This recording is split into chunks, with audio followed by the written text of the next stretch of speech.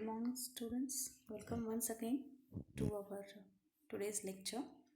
So today we are going to learn about the golden rule number second, and in this video we are talking about the model auxiliaries. Okay, so let's see models. तर आज आपण बघणार आहोत models काय आहेत. इथं आपण त्या मॉडेल्सबद्दल बोलत नाही आहोत, तर आपण मॉडेल ऑक्झिलरीजबद्दल बोलत आहोत. सो इकडे तिकडे जायची काही गरज नाही आपल्याला, जास्त काय विचार करू नका. So we are talking about the modals auxiliaries. Modal auxiliaries म्हणजेच आता हे बघा, पहिल्यांदा आहे प्रायमरी ऑक्झिलरीज असतात, त्या आपल्याला माहीत आहेत. What are primary auxiliaries? Is, am, are, was, were, do, does, did, has, have, had. हे आहे प्रायमरी ऑक्झिलरीज. ओके, ह्याच्याबद्दल आपल्याला माहिती आहेच. आज आपण शिकणार आहोत मॉडेल ऑक्झिलरीज. मॉडेल्स माहीतच असेल तुम्हाला, ऐकूनही माहीत असेल, वापरलाही असेल तुम्ही. 10वीपर्यंत तुमचं इंग्लिश झालेलं आहे. So you know very well what are modal auxiliaries. पण आपण ह्याच्याबद्दलचे काही गोल्डन रूल बघणार आहोत, ज्यामुळे तुम्ही तुमच्या ज्या काही थोड्याफार चुका होत होत्या त्यासुद्धा तुम्ही कवर करू शकता. Okay, so what are modals? Models word came from Latin which means mood. Okay, थोडे मूडी असतात. मॉडेल जे असतात ते खूप मूडी असतात. म्हणजे it is depend upon the mood of the subject. जो कर्ता आहे, जो सब्जेक्ट आहे, त्याच्या मूडवर हे डिपेंड असतात. It shows mood. ज्यावेळी हा शब्द वापरला जातो किंवा कर्ता काय आहे, त्याचा मूड काय आहे, ते दाखवण्यासाठी आपण या शब्दांचा वापर करतो आणि ते वाचल्यानंतर लगेच आपल्याला त्या मूडचं माहिती मिळते. So these are helping verbs. Okay, so it is also known as helping verbs. So as I told you, it reflects mood. Mood दाखवतात की वेदर ही त्याची ॲबिलिटी आहे, की ऑर्डर आहे, की पोझिशन आहे, ओके, और फ्युचर पोझिशन आहे, पॉसिबिलिटी आहे. सो ह्या सगळ्या गोष्टी ह्या शब्दांवरून आपल्याला कळत असतात. That is why we said that model reflects mood. Okay, and it depends upon the subject mood. कर्ताचा जो मूड आहे, ज्या व्यक्तीचा मूड आहे, त्याच्यावर हे डिपेंड असतात. So examples you know very well. Can, could, may, might, must, ought to, should, will, would, should. हे सगळे आहेत आपले मॉडल ऑक्झिलरीज. मी आधीच तुम्हाला सांगितले की प्रायमरी ऑक्झिलरीज कोणते आहेत. बी, टू बी फॉर्म म्हटला तर is, am, are, was, were. डूचे फॉर्म म्हटला तर डू, डज, डिड. आणखी हॅवचे फॉर्म म्हटला तर हॅज, हॅव, हॅड. हे आहे आपले primary auxiliaries. Okay, we are talking about model auxiliaries that shows mood of the subject. Okay, so models are different from normal verbs. आपण जे नॉर्मल verbs यूज करतो त्याच्यापासून वेगळे आहेत ते. Got it? For example normal verbs कोणकोणते? भरपूर आहेत. त्यातले काही एक्झाम्पल बघा. ईट, ड्रिंक, वॉक, टॉक, रन. हे आपले नॉर्मल वर्ब्स आहेत जे ॲक्शन दाखवतात. Got it? ह्याच्यातून आपल्याला ॲक्शन कळते की काय करतोय सब्जेक्ट. ओके, आणि मॉडेल्स काय दाखवतात? मूड दाखवतात. सिया,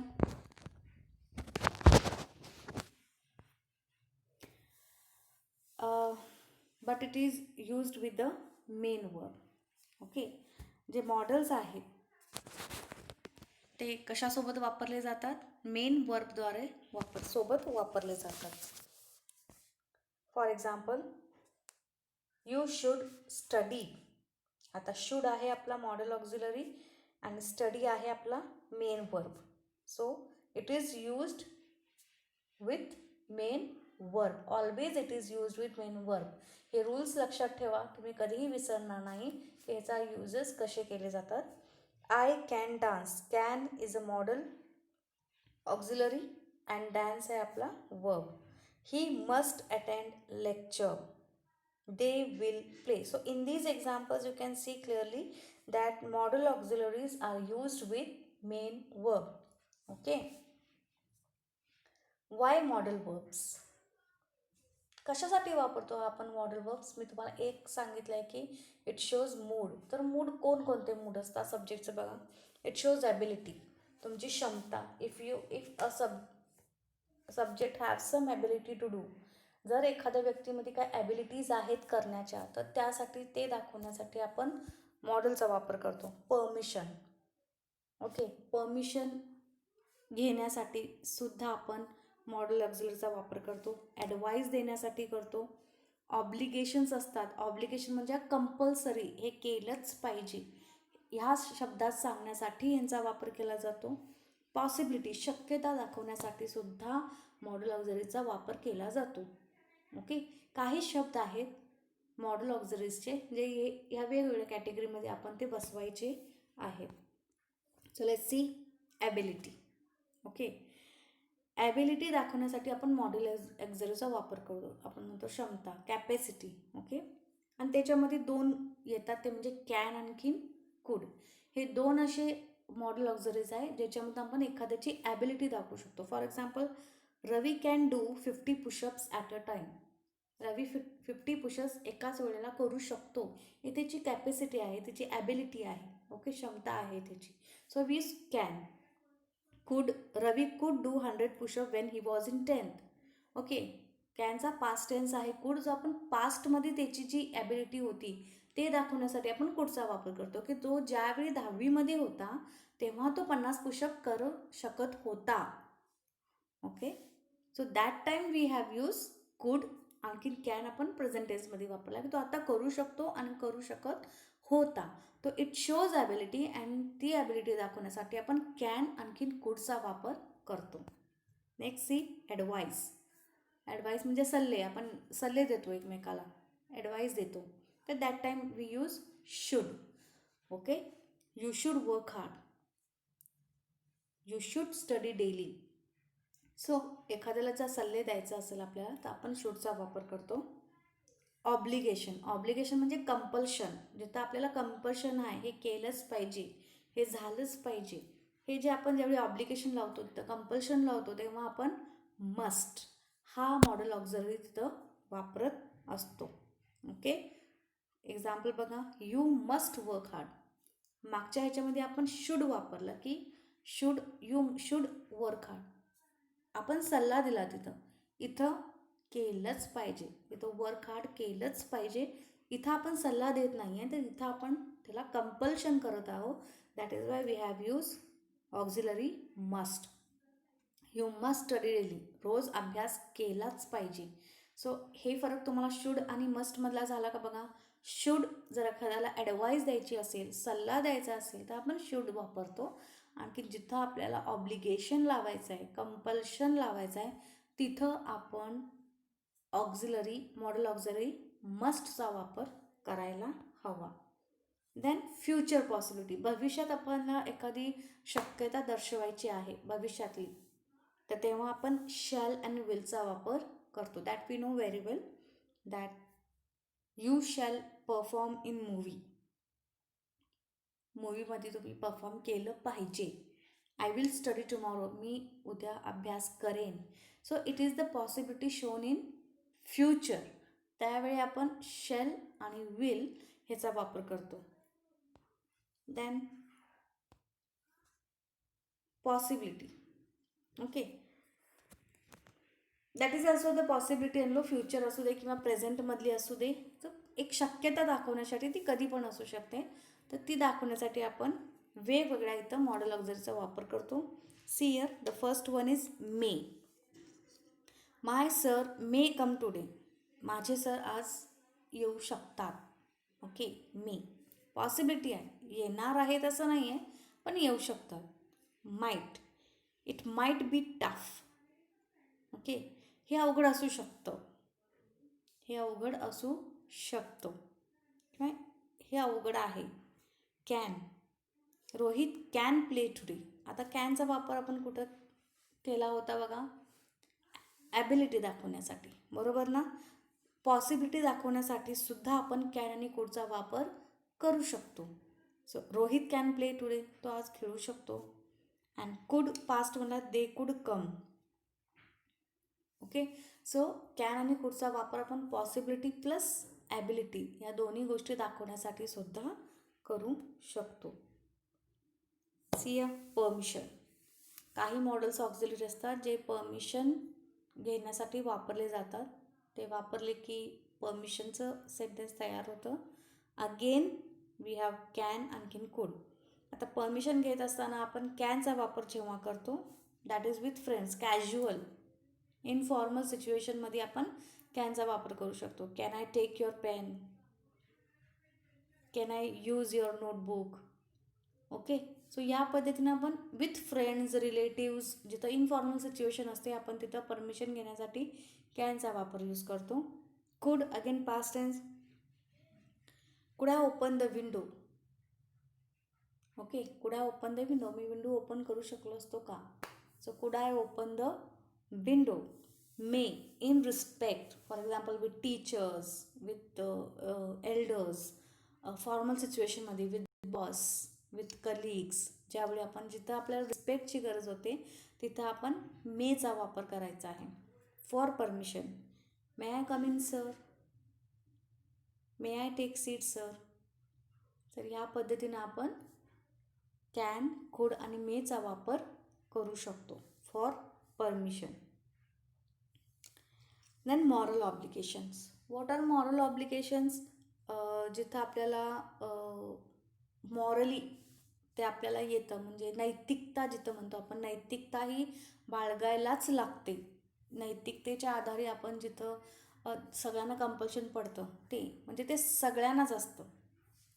ऑट टू, त्यावेळी आपण मॉडल ऑक्झिलरी यूज करतो ought to. Okay. See we ought to respect women. स्त्रियांचा हा रिस्पेक्ट केलाच पाहिजे, ही नैतिकता आली. That is why we use the modal auxiliary ought to. Okay. ह्याला आपण ऑट टू म्हणतो. यंगस्टर्स ऑट टू लिसन एल्डर्स. मोठ्यांचं लहानांनी ऐकलंच पाहिजे, तरुणांनी ऐकलंच पाहिजे, हे नैतिकता आली.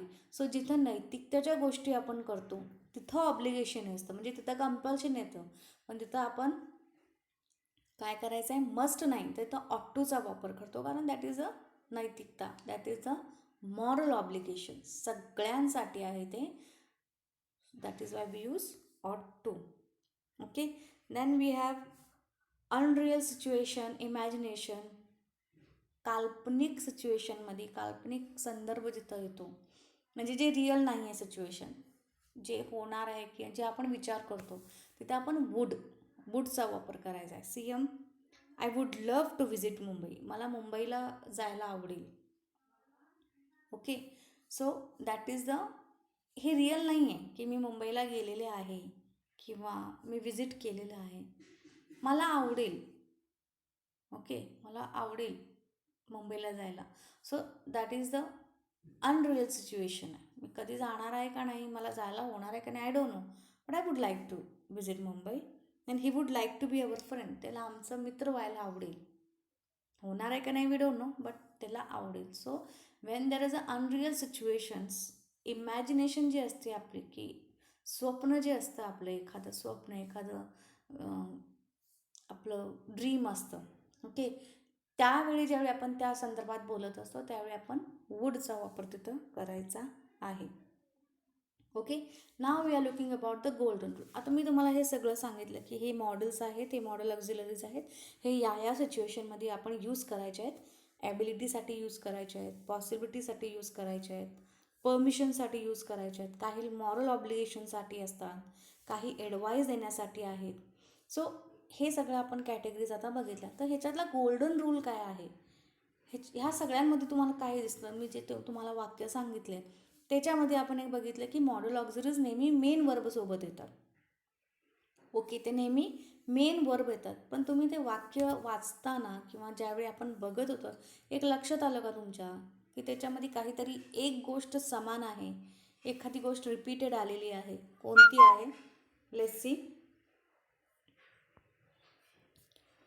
मॉडेल्स हे नेहमी मेन वर्ब बरोबर येतात. Okay.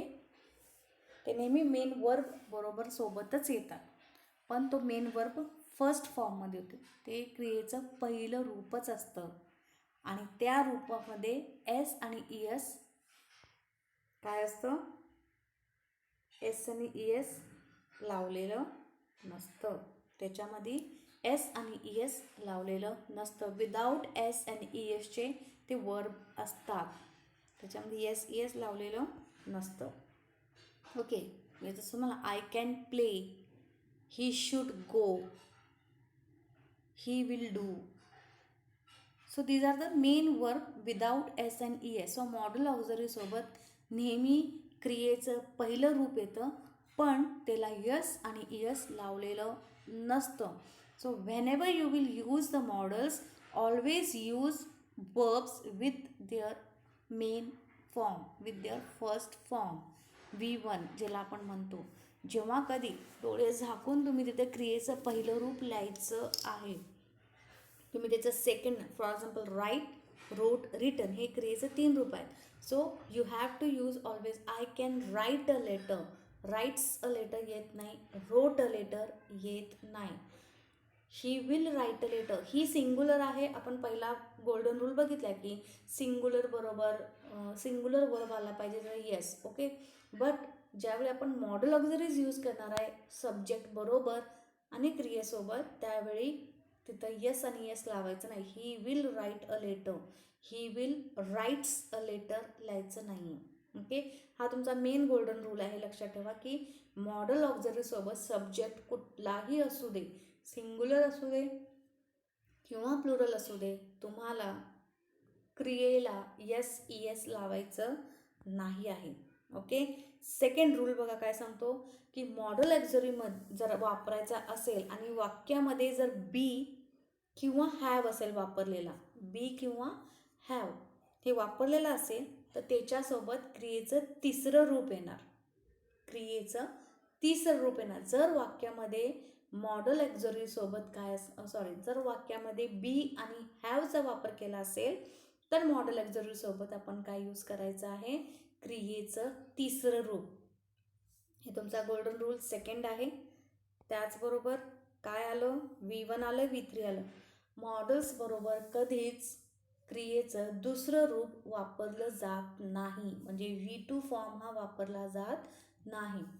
I wrote, I will wrote a letter, never. I will wrote a letter नाही, I will write a letter. Okay, so हे लक्षात ठेवा की मॉडल्स ज्यावेळी तुम्ही यूज करणार आहात, तर मॉडल्स बरोबर V1 आला पाहिजे, क्रियेचं पहिलं रूप, आणि जर वाक्यामध्ये बी किंवा हॅव असेल तर त्याच्यासोबत V3 फॉर्म आला पाहिजे. तर हा गोल्डन रूल किती परफेक्ट आहे आपण एक्झाम्पल थ्रू बघणार आहोत. Let's see. पहिलं मी तुम्हाला सांगितलं की मॉडल्स बरोबर क्रियेचं पहिलं रूप वापरायचं आहे वाक्यामध्ये. एक्झाम्पल बघा, क्रिये कोणकोणत्या क्रिया आहेत, प्ले, डान्स, टॉक, भरपूर क्रिया आहेत, वॉक, सिंग, कुक. ओके, हे आहे क्रियेचं पहिलं रूप. सो मॉडल्स बरोबर तुम्हाला ह्या पद्धतीचं, ज्याला येस आणि ई एस लावलेलं नाही आहे, असं रूप तिथं वापरायचं आहे. मी पुढे दाखवलेलं तुम्हाला की प्लेज, डान्सेस, टॉक्स हे येस ई एस लावलेले रूप वापरायचे नाही आहेत, म्हणून मी त्यांना एक लाल रेष ओढलेली आहे. So we have to use always क्रियेचं पहिलं रूप. ओके, सी एक्झाम्पल दिलेलं आहे. रेड कलरमध्ये आहे ते मॉडल्स आहेत, ग्रीनमध्ये आहेत ते आपले मेन वर्ब्स आहेत. I can play cricket, can हा मॉडल आहे, त्याच्याबरोबर क्रियेचं पहिलं रूप आपण वापरलं आहे प्ले. प्लेज वापरलेलं नाही आहे. I can play cricket, he may write a letter, they will work hard, she should learn to cook. Okay, so इथं तुमच्या लक्षात येईल की क्रियेचं पहिलं रूप आपण वापरलं आहे, त्याला कुठल्याही प्रकारचं येस ई एस लावलेलं नाही आहे. So this is the first golden rule. सेकंडमधला आहे की मॉडल्स जर येत असणार आहेत वाक्यामध्ये, तर त्याच्यामध्ये क्रियेचं पहिलं रूप आलं पाहिजे. क्रियेचं रूप पहिलं कुठल्या ह्याच्यामध्ये आलं पाहिजे, ज्याच्यामध्ये बी किंवा हॅव नाही आहे. आता ह्या कुठल्याच वाक्यामध्ये बी आणि हॅव वापरलेला नाही आहे. सी बी आणि हॅव असेल तर कसं, आता हे बघा, बी असेल तर ते वाक्य कुठलं होतं, पॅसिव्ह. ॲक्टिव्ह अँड पॅसिव्ह तुम्हाला माहीत आहे, आपण पुढच्या लेक्चर्समध्ये बघणारच आहोत. पण ॲक्टिव्ह आणि पॅसिव्हमध्ये आपण नेहमी बी हा वापरला जातो. ओके, सो बीचं वाक्य असेल तर ते पॅसिव्ह वाक्य असतं, आणि हॅव असेल तर कुठलं असतं, टेन्स, परफेक्ट टेन्स असतो. Okay, so in passive voice आणि इन परफेक्ट टेन्समध्ये आपल्याला V3चा वापर करायचा आहे मॉडेलसोबत. एक्झाम्पल बघू. ही could have written a letter. आता ही कुड काय आपला मॉडेल ऑक्झिलरी आहे. ओके, वाक्यामध्ये काय वापरलं आहे? हॅव आलेलं आहे. सो आता आपल्याला क्रियेचं कुठलं रूप वापरायचं आहे? तिसरं. सो राईट्सचं तिसरं रूप काय आहे? Return. He could have return a letter. वाक्यामध्ये हॅव आहे म्हणून आपण काय यूज केलेलं आहे? V3 फॉर्म इथं यूज केलेला आहे. नेक्स्ट आहे बघा, विल हा आपला काय आहे? मॉडेल ऑक्झिलरी आहे. वाक्यामध्ये आलेला आहे be. That is why again I have used return and this is the passive sentence. Be आहे. पॅसिव्ह सेंटेन्स ओळखायचं कसं? त्याच्यामध्ये बी वाय बायचं वाक्य असतं. ज्या वाक्यामध्ये बी वाय बाय असतं ते पॅसिव्ह वाक्य असतं आपलं, अ लेटर. आता हे जर तुम्हाला पॅसिव्ह एक थोडक्यात सांगते. पॅसिव्ह वाक्यामध्ये पहिल्यांदा येतो आपला सब्जेक्ट, देन येतो आपला वर्ब आणि देन येतो आपला subject. Okay, so object verb subject हा जो स्ट्रक्चर आहे तो पॅसिव्हचा स्ट्रक्चर आहे आणि ॲक्टिव्हचा काय स्ट्रक्चर असतो? उलटं. सब्जेक्ट वर्ब ऑब्जेक्ट हा ॲक्टिव्ह असतो. सो ज्या सेंटेन्सचा स्ट्रक्चर ह्या पद्धतीनं असेल, ऑब्जेक्ट वर्ब सब्जेक्ट, ते पॅसिव्ह सेंटेन्स असतं. आणि त्याच्यामध्ये हा बी जो आहे आपला, हा जो बी आहे हा वापरलेलाच असतो. आणखी त्याच्यामध्ये मेन म्हणजे आपला बाय हे एक शब्द तिथं जॉईनिंग वर्ड आलेला असतो. So that is the structure of passive. Okay, so a letter will be return by him. तर इथं आपण जो रिटर्न लिहिलेला आहे तो V3 फॉर्म आहे. Okay, that is a V3 form. So that is Y मॉडेल्समध्ये वापरताना ज्यावेळी वाक्यामध्ये बी असेल किंवा वाक्यामध्ये जर हॅव असेल तर आपल्याला क्रियेचं तिसरं रूप तिथं वापरायचं आहे. आणि एक लक्षात घ्या की पहिलं रूप, दुसरं रूप, तिसरं रूप मी म्हणते आहे, पण हे तुम्हाला शब्दांचे हे तिन्ही रूप आले पाहिजेत. हे तुम्ही प्रॅक्टिस केले पाहिजेत, तरच तुम्हाला थोडंसं हे सोपं जाणार आहे. Okay, next year he will be writing a letter. आता इकडे लक्ष द्या. आता तुम्ही म्हणाले तर बी आहे बरोबर, मग इथं तिसरं रूप नाही आहे असं का? मॅडम इथे सांगितले की बी असेल तर त्याच्यामध्ये क्रियेचं तिसरं रूप आलं पाहिजे. तर एक लक्षात ठेवा की बीचं वाक्य हे पॅसिव्ह असेलच असं नाही. बीचं वाक्य पॅसिव्ह होण्यासाठी मी तुम्हाला सांगितलं काय पाहिजे की पहिल्यांदा ऑब्जेक्ट पाहिजे, मग वर्ब पाहिजे, मग सब्जेक्ट पाहिजे बरोबर. खालच्या वाक्याचं स्ट्रक्चर बघा. पहिल्यांदा काय आहे? सब्जेक्ट. ही काय आहे? आपला सब्जेक्ट. ओके, बी रायटिंग वर्ब आणि अ लेटर हे आपला ऑब्जेक्ट आहे. हा कुठला टाईपचा सेंटेन्स आहे सांगा पाहू? Subject verb object active sentence आहे हा. ओके, आणि ॲक्टिव्ह सेंटेन्समध्ये जर बी येत असेल, ॲक्टिव्ह सेंटेन्समध्ये जर बी येत असेल तर आपण तिथं क्रियेचं काय लावतो? ING फॉर्म लावतो. ओके, मी तुम्हाला सांगितलं इथं की सेंटेन्समध्ये कन्फ्यूज अजिबात होऊ नका. नीट लक्षात घ्या. मी पुन्हा एकदा रिपीट करते की बी आणखीन हॅव जर वाक्यात असेल तर आपल्याला क्रियेचं तिसरं रूप वापरायचं आहे. पण जर बीचं वाक्य हे पॅसिव्ह असेल म्हणजेच त्या वाक्याचं स्ट्रक्चर जर ऑब्जेक्ट वर्ब सब्जेक्ट असा असेल आणि त्याच्यामध्ये बाय हा शब्द असेल तरच तो पॅसिव्ह वाक्य असतो. आणि त्याच्यामध्ये आपल्याला काय करायचं आहे? क्रियेचं तिसरं वापरायचं आहे. पण जर वाक्याचं structure subject plus verb plus object असं येत असेल आणि जर त्याच्यामध्ये बी असेल तर मात्र तिथं तुम्हाला क्रियेचं ING फॉर्म म्हणजे कंटिन्युअस टेन्स फॉर्म तिथं वापरायचं आहे. अंडरस्टँड? हे स्ट्रक्चर लक्षात ठेवायचं आहे तुम्हाला. ॲक्टिव्ह सेंटेन्समध्ये जर बी येत असेल तर ING फॉर्म येणार आहे. पॅसिव्ह सेंटेन्समध्ये जर बी येणार असेल तर क्रियेचं तिसरं रूप वापरायचं आहे. Is that clear? Any the confusion? जर तुम्हाला कन्फ्युजन असेल तर पुन्हा तुम्ही ग्रुपवर टाका, मेसेज टाका, ज्या काही क्युरीज असतील. Again I will explain you the same thing with little bit in a simple manner, तुमच्या अंडरस्टँडिंग लेवलला जसं असेल. पण I think this is that is much better. तुम्हाला कळलं असेल आता हे की मी तुम्हाला काय सांगितलेलं आहे. Okay, so this is the golden rule. लक्षात ठेवायचं आपल्याला. ह्या गोष्टी तुमच्या लक्षात आल्या की डेफिनेटली तुमच्या ज्या छोट्या छोट्या चुका आहेत त्या सुद्धा होणार नाही आहेत. So see you. This is the exercise नाव. होप तुम्हाला जो हे जे मॉडेल्सवरची जी मी तुम्हाला माहिती दिली त्या आधारे तुम्ही खूप इझिली हे एक्सरसाइज सोडवू शकणार आहे. If you have any curious you can ask on the group. See um fill the blanks with correct modals. तुम्हाला जेवढे मी मॉडेल्स सांगितलेले आहे आता त्याचा वापर करून तुम्हाला हे एक्सरसाइज सोडवायची आहे. Okay, so there are 12 questions and I hope you will solve it easily.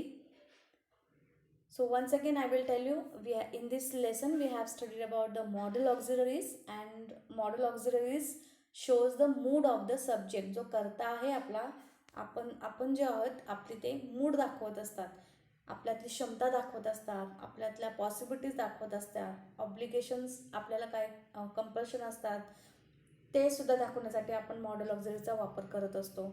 So as per the lecture, so you have to solve this exercise and stay home, stay safe. Thank you so much. Assignment सोडवा, ग्रुपवर पाठवा. Okay, thank you so much. Have a good day.